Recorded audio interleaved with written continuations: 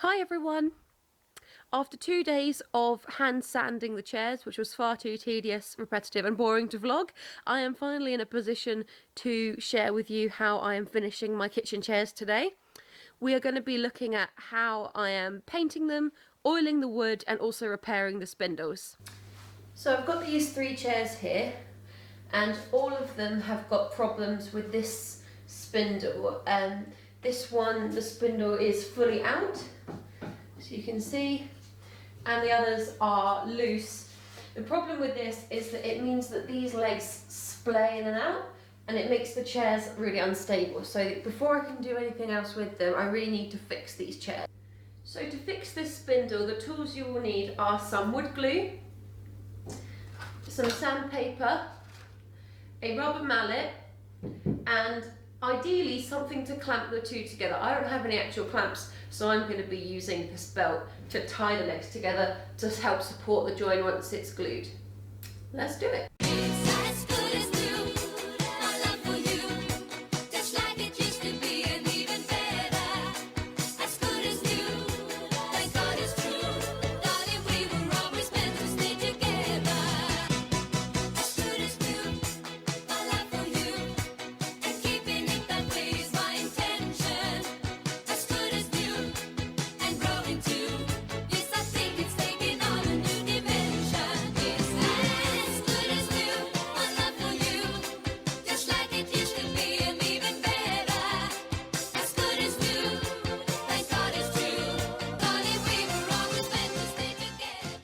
And there you go, 3 chairs, spindles repaired.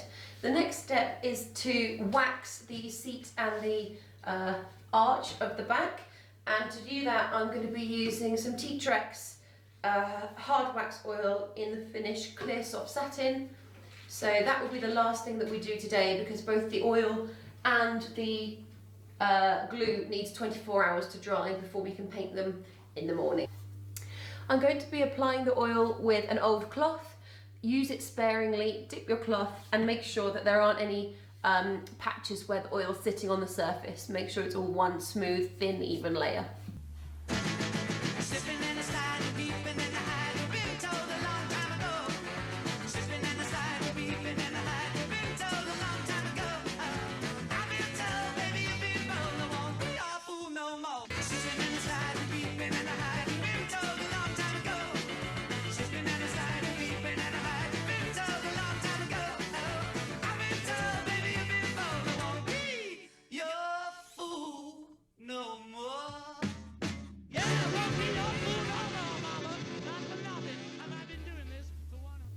And there you have it, one oiled chair. I'm going to leave this to dry overnight so that all of the oils and the goodness can sink into the wood, and then in the morning it will be ready to be painted and waxed.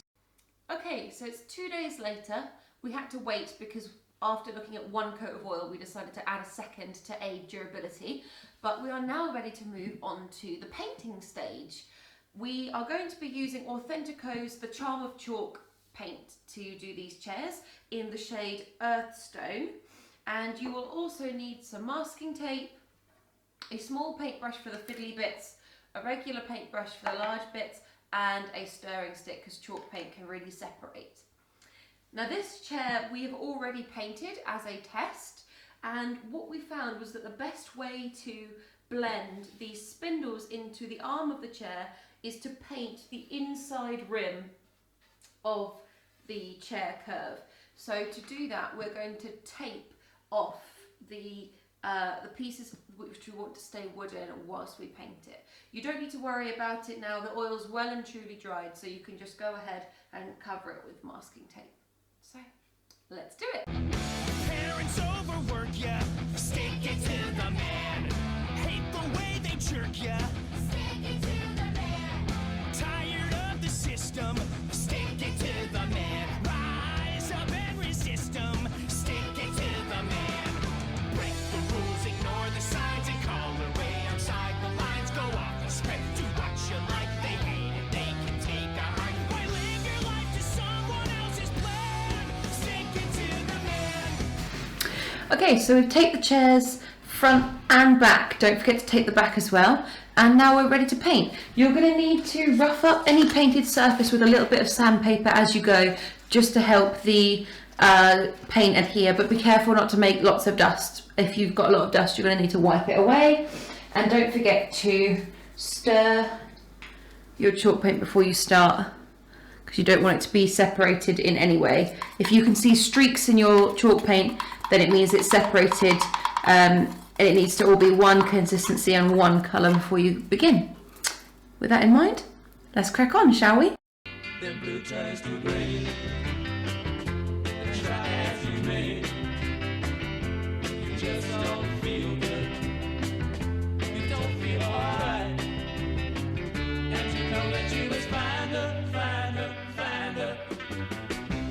Blue ties to gray, blue ties to gray.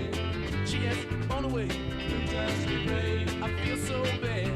Blue ties to gray. I wish you'd come on home. Blue ties to gray. I feel so bad. Blue ties to gray.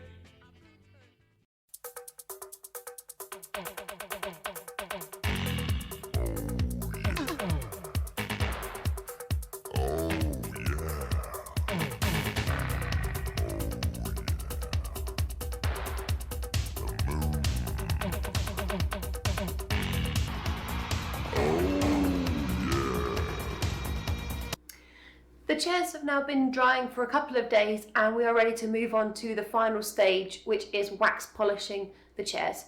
To complete this job, you will need some 400 grit sandpaper, some furniture polish. This is a beeswax polish by Gilboys. I will leave a link to my video up here for when I've talked about their products in more detail.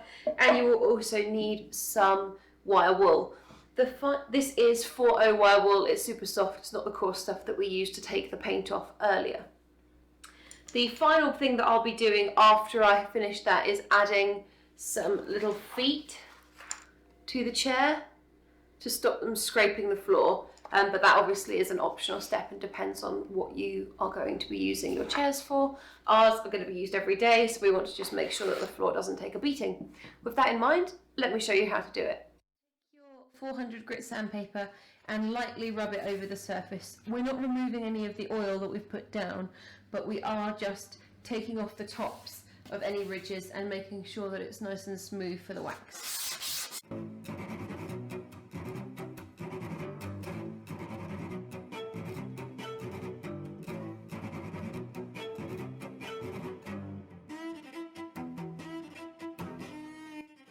Next, take your wire wool, spread it out and form it into a pad that fits your hand.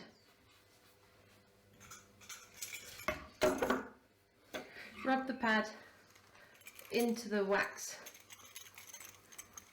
to charge it, and then spread the wax evenly over the surface.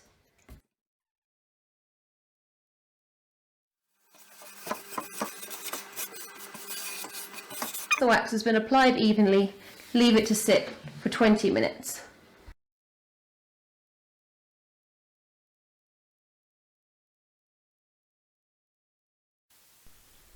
And there you have it, all the tables and chairs fully finished, and now that it's all been painted to match, the whole set looks like it was always intended to be together. It was a super fiddly job, but when you think of the cost of buying that sort of chair from new, I'm really pleased that we were able to achieve that by ourselves. And the end result has become just the sort of rustic, farmhousey look that I was looking for. So overall, I'm super pleased. Thanks again for watching, and if you have enjoyed this video, please subscribe, and I will see you next time. Bye!